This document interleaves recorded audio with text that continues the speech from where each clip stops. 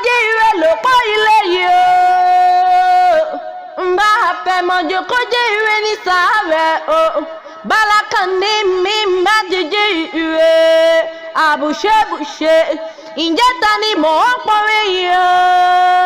Yusuf ọmọ gbàrà náà ní ẹni obìnrin kò lọ́nà tó ní wípé bẹ́ẹ̀ yóò jọkọ ẹni a sì jalè ẹni happy birthday to you wọ́n kì í bí ológun ẹ̀rọ akọni mo ní wọ́n kì í níwọ̀n ẹgbẹ̀fà gbogbo ọmọ ẹgbẹ́ fọ́ọ̀kàn ló ní kí ọdẹlẹ bàbá tó bí ọlọ́mọ ṣe bí wọ́n lọ mẹ́lùkù mẹ́dẹ́mẹ́dẹ́ ọmọ irúnmọlẹ̀ tí ń jẹ́ èròjà ọmọ akénigbó kẹrù bèrè ọ̀nà ọmọ aṣàlẹ̀ jẹjẹ bí ẹni tí òun obìnrin rí ogun àyà ń bẹ nílé ọgbọ̀n àyà ń bẹ lọ́dẹ̀dẹ̀ wọn ìgbà ọdún kan ni wàá mọmi ayọ̀ wàá jẹun ìdùnnú wàá wọ iye ńlá ṣọ. You slow me down okú ayé òní o wàá ṣọ̀pọ̀ ọdún láyé ìgbà